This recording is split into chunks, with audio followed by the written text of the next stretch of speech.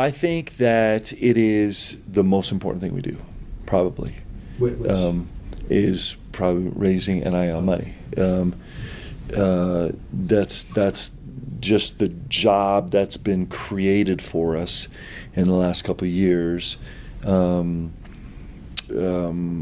I think that's probably the most important thing we do, and it probably should take up the most time, and it probably does.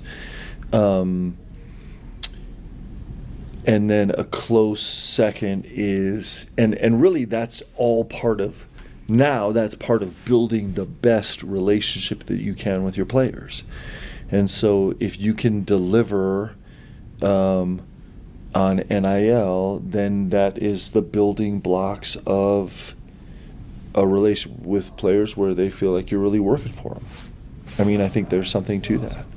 I think it's also really important that you build an environment where guys feel comfortable and they like it and they think they're getting better, and they think they have a chance to kind of reach the goals that they're striving for. I think all that's probably mixed in there somewhere. I'm far from an expert on this new kind of world that we're in, but that's all part of it. I think that's all really important. But do you feel like it pulls you away from coaching, like getting back to just the basic part of it? Well, I'll tell you this, like, I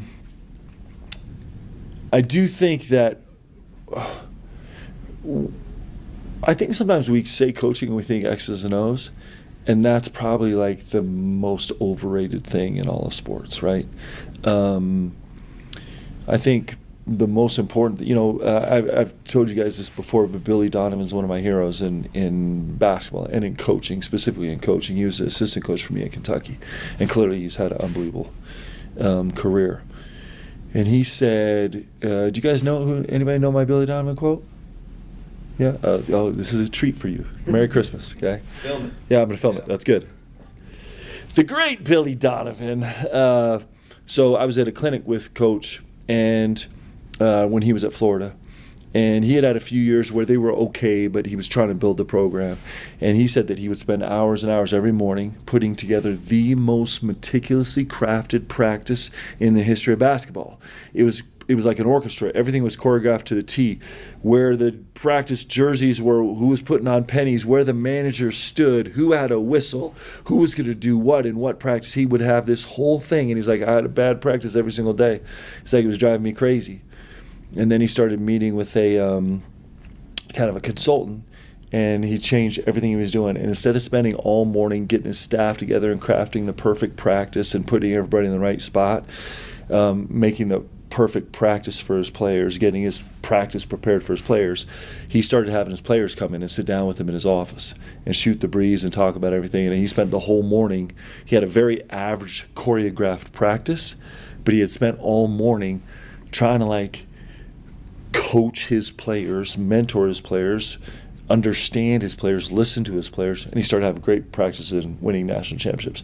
Now, that's an oversimplification, but I think that's really real in coaching, right? And so when I say that this NIL has become a massive part of coaching, I actually think it's not taking away from coaching. It's just redefining a part of what coaching is, because coaching is always about players. It should always be about it should always be about getting your players ready to practice and not getting your practice ready for your players. I really believe that. And so, and I think what NIL and transfer portal and everything else has done, I think what it's really done is it's challenged us in a new way. It's like stretching us to the nth degree to try and become great at coaching. And I dig it, actually. I think it's an incredible challenge, but I think anything that brings you closer to focusing on your players and their growth and their needs and building their opportunities, I think that's the most important part of coaching. So I think the whole thing it's messy, and I wish we did it different. I mean, we've just made a catastrophe of the whole thing. At the end of the day, this is never going to work until we get a profit sharing. That's actually the equitable and the right and the fair way to do it. But with everything that happens, it's going to be messy, and we're going to get dragged kicking and screaming until we finally get there and be like, why didn't we just get here a long time ago? But but this, if you do this right, I think if you do this NIL right and this every year free agency right, it's going to force you as a coach to be a better coach in the ways that actually matter. How about that for a long answer?